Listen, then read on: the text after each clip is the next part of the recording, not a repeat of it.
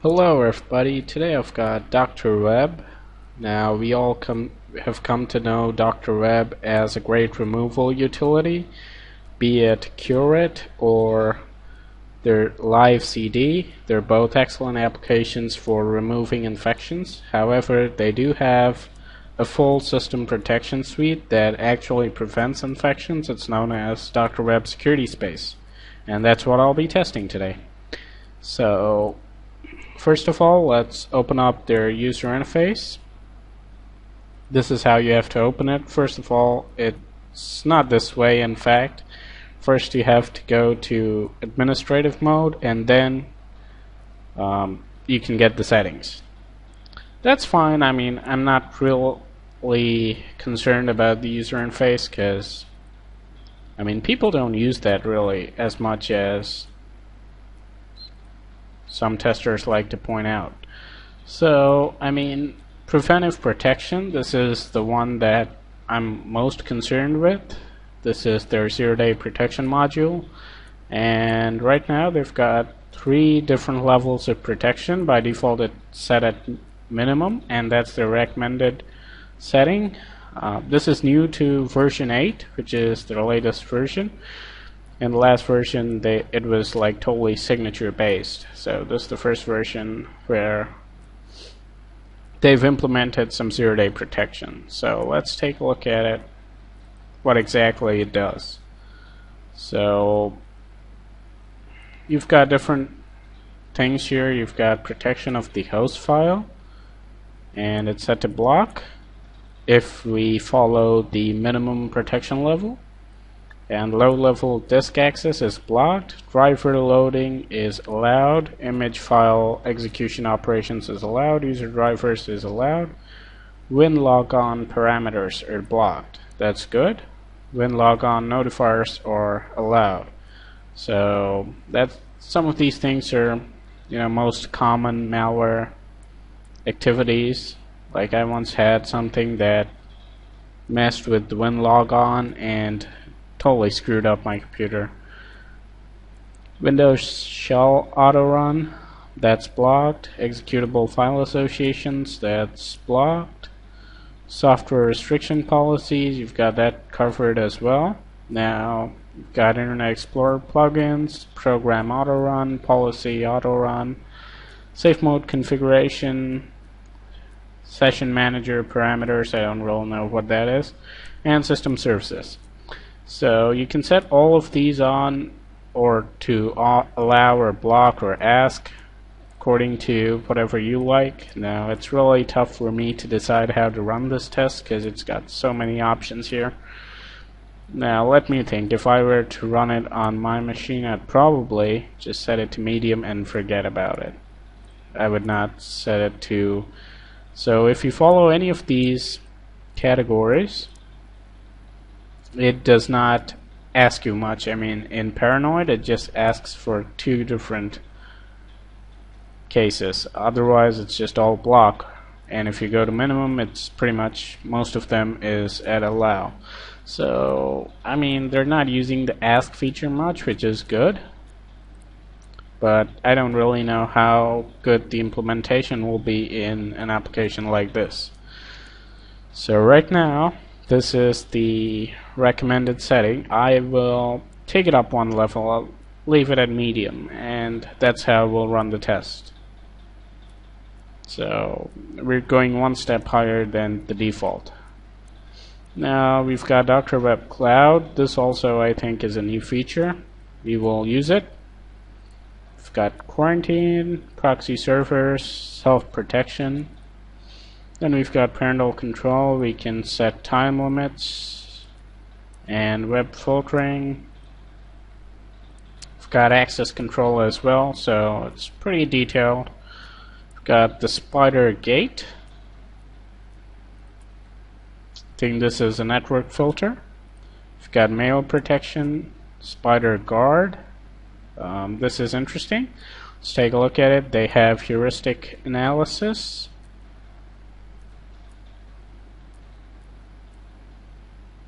And it's not set to block auto runs. and it scans removable media by default. which is nice. Now here I'll have to change a few settings, because in this test, if I actually use the Dr. Webb's disinfection feature, which is really good, please try to understand what I'm trying to say here. I'll have to change it to delete just to get an accurate reading. You should never do this. I mean, this is one of the best features that this program has. So you should always use cure, because it may save your parent application that might have been infected, because it's only going to remove the virus code. So that's really nice, but in this case, since we're just testing, I'll have to set all of these to delete so that we can get accurate readings and not, you know, I'm just trying to make sure that nothing gets missed because of these things. So that's basically it. We've got firewall, and you can allow or block your process right here, and it's set to training mode. So that's fine. We will use the settings that I have discussed, and it scans for rootkits. That's also on. It's nice. I'll hit the OK button, and we're done. So I'll also show you that it's up to date.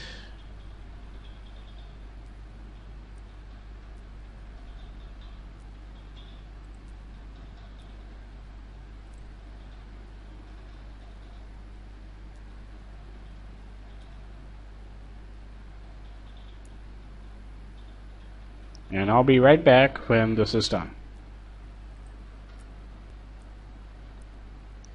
The update ran twice, and finally we do not have any more patches to install, so I'll close that and we will begin our test. But before that, we need to make sure that it doesn't use too much RAM. So let's see what they've got. We've got quite a few processes here, and the total RAM usage comes out to be about 65 megabytes. It's just a rough approximation. No, I think we have more process here. So make that about 75, and that is it. So 75 megabytes of RAM usage, which is certainly not dinosaur proof. So if you've got a dinosaur computer, you might have trouble running this. But let's see how it impacts the system, which is more important. RAM usage is not that much of a concern.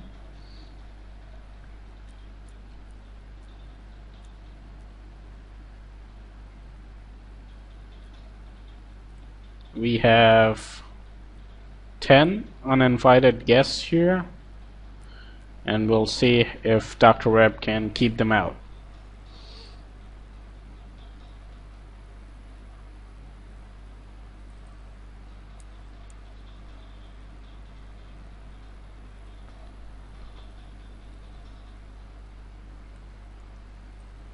Here's our first friend.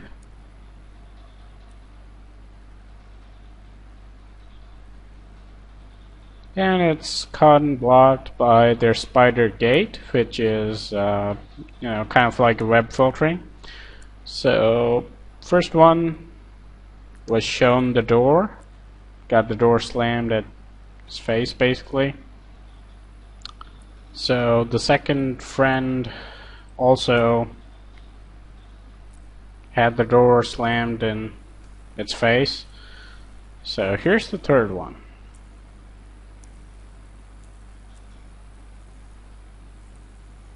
And this one got no better treatment. It's good to see that their web filter is working pretty nicely.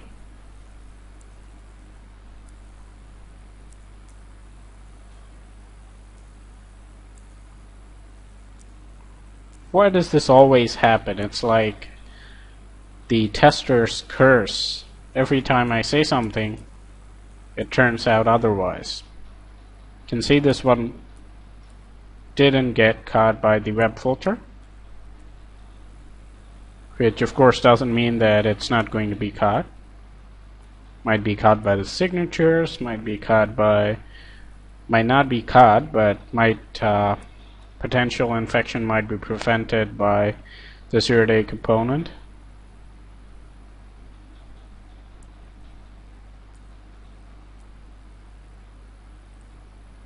Let's try the next one. Maybe this one will be blocked. And it is. So let's wait for this one to do its work. And in the meanwhile, we can try some other links. This one's blocked as well. It's a known infection source. So it looks like this guy got missed by these signatures too.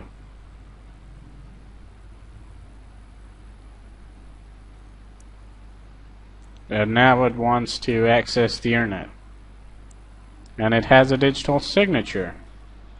And it says there's no rule. So I'll allow. Because that's what a regular user would do in most cases. So it looks like the last file made it through all their shields.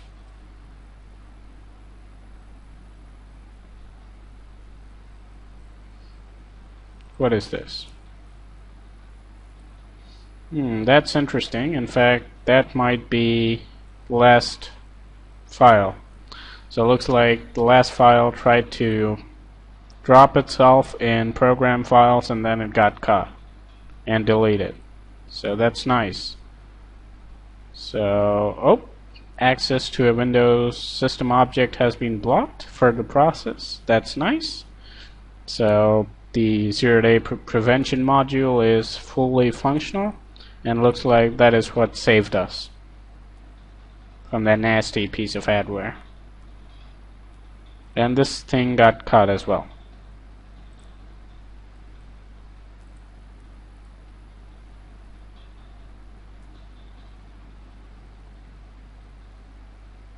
Let's try run this one. It's some kind of screensaver.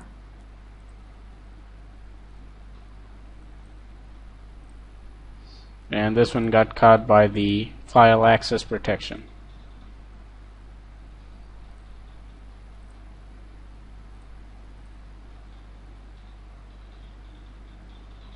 This one is blocked by the spider gate.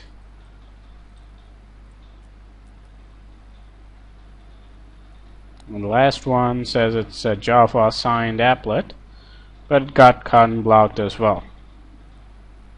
So, Dr. Web did do quite well. One file did make it past their file signatures, but as I believe, it was blocked from performing its malicious operations. Let's take a look here. It's potentially trying to mess with Internet Explorer's browser helper objects, and Dr. Web prevented that. So that's nice. So I will do a scan later on, not now. So I'll pause, and I'll pause the protection as well, and then I will get some malware on the system.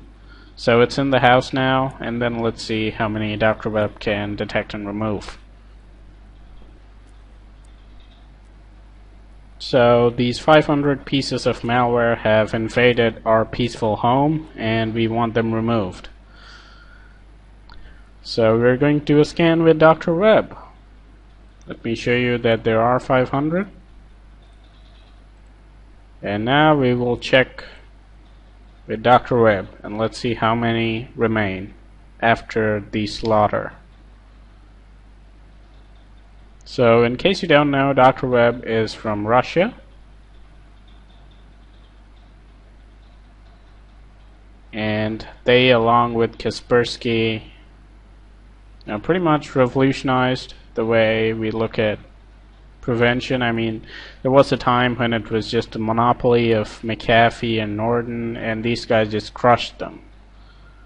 So now they've earned a reputation for themselves. Kaspersky has gone more for making security suites for prevention, like Kaspersky Internet Security. Dr. Web has always had this paid feature, but I think they've always done better in the removal business. So, I don't know. Let's see how well this product does. So far it's done pretty decent, and since the guard setting, I did change one setting, and in fact that setting seemed to have saved us from that piece of adware, so I'd recommend anybody who is using this. I mean, it's quite an uncommon product around the world. I think some people in Russia might be using this, but it's not that popular, so in case you are using this, I'd really recommend setting it to medium, because minimum is a little bit too easy on the malware. Medium's fine. And if you're a little bit experienced, I think what you should do is you should just let me open it up again.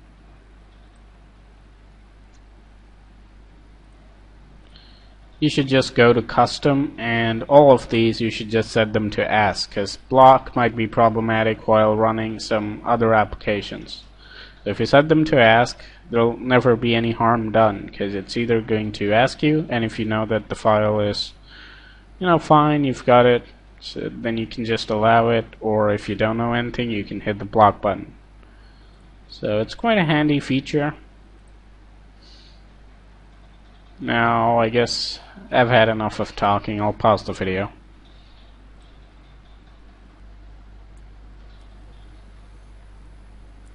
Dr. Web has finally completed the scan and removal process. It could have been faster, should have been faster, but they did have a nice little time remaining timer that stopped me from panicking or something.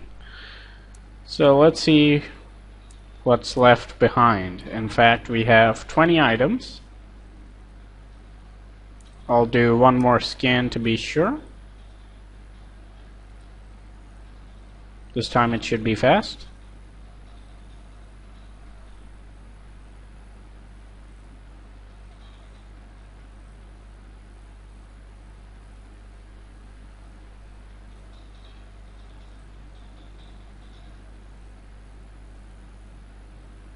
Looks like I might have to pause again.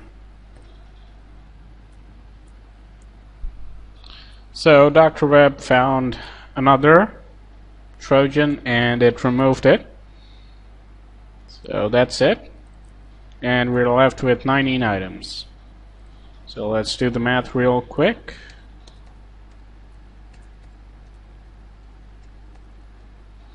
That's a detection rate of 96.2%. which is good, if not great. So remember, these are all zero-day malware. I think I forgot to mention that for any newcomers to my channel. So let me re-enable their shields. And they're back on, you can see. So let's see how much damage these leftover pieces of malware can do to the computer. I'm kind of a little bit disappointed with the detection rate, because okay, this one, the firewall says that does not have digital signatures, so it doesn't really have any recommendations. So I'll block it this time, allow it the next time. I guess I'll do it alternately. See if that stops it.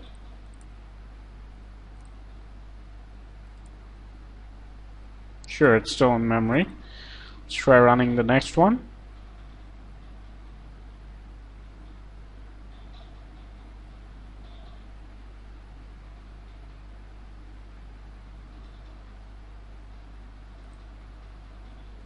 No alerts from the prevention control system so far.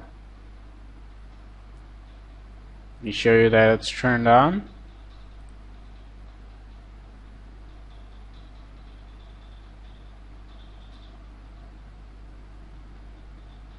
It's not going to ask us, of course. It's set to block things, but should display an alert, I suppose, when it blocks stuff.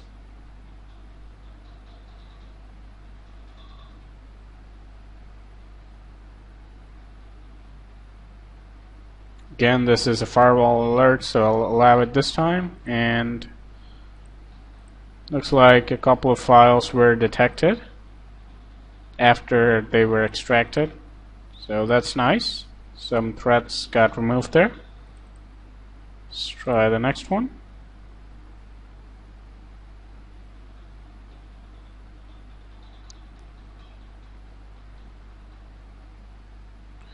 When Dr. Web first became popular, they had a staggeringly high detection rate as compared to the competition, so right now it's not quite that good.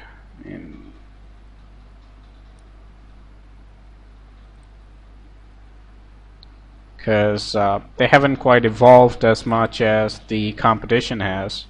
And so many new companies have come up with different technologies.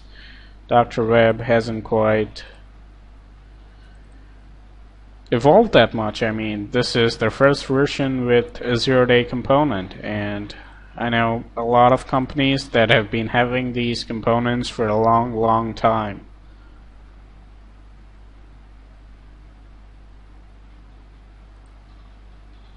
So, in case you can't figure out, I'm hitting allow and block alternately on firewall alerts. You can see this one's actually caught by Windows Defender. That's a shame.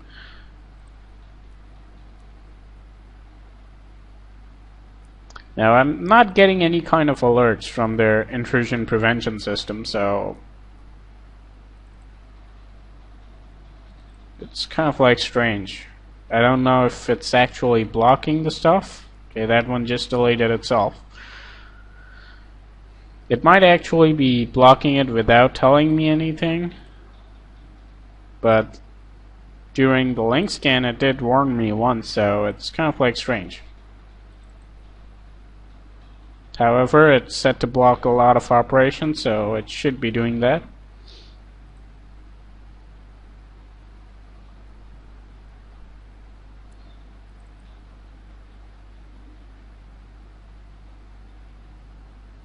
So a lot of files have been removed here. I don't know if Dr. Web's doing something and not telling me, or are the files just deleting themselves? It's hard to know. So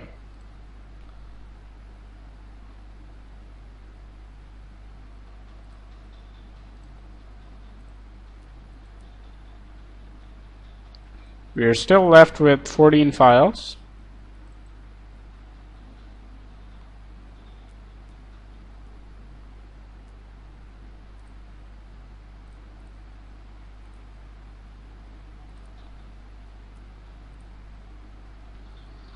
So we can see some strange processes here. They're trying to go out to the internet.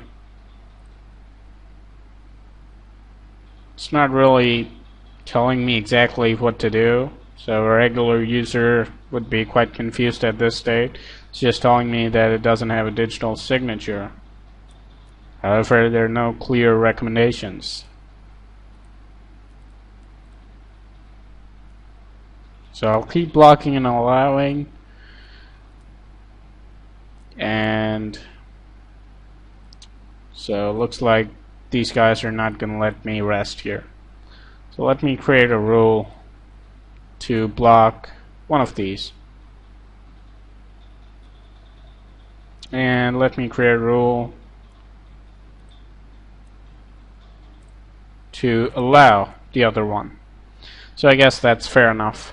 So now I'll reboot the computer and run CCleaner, and then we'll run Hitman Pro and see what got missed.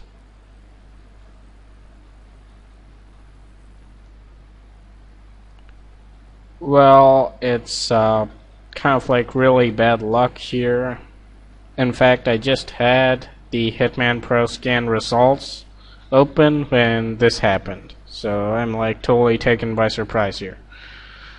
So it looks like some kind of ransomware has made it through. You can see United States Department of Justice. The work of your computer has been suspended on the grounds of violation of the law of the United States of America. Oh, really nice. So, as you can see, it's demanding some kind of payment, so if I pay them, they claim they will unlock my computer. So this is some kind of ransomware. It's quite common these days, and looks like for some odd reason it wasn't loading up, and all of a sudden it just loaded up now and locked the computer. And as far as the scan results, I'm really sorry you guys couldn't see it. I almost did. I just had it open and this happened. So let me tell you what there were. There were about 6 or 7 infections and several more traces. And the impact of the infection, which I was thinking, well, nothing's happening. I've got so many files, and maybe Dr. Webb's prevention is blocking them. But here we see the great effect of the malware. So you don't want this to happen to your system. And so, in my opinion, it's a failure. I mean, there's so much better software. It's not the kind of day and age where you're looking for software that's blocking maybe 90% of the malware. I mean, there's so many companies out there, even for free, that block much more malware than this. So, I mean, it's as prevention, Dr. Webb is not there yet. They need to improve. They need to bring in new technologies. Their time is gone now. So, hope you guys enjoyed this review. Have a nice day, and be wary of malware like this. Don't ever pay them. So, thanks for watching, and have a nice day.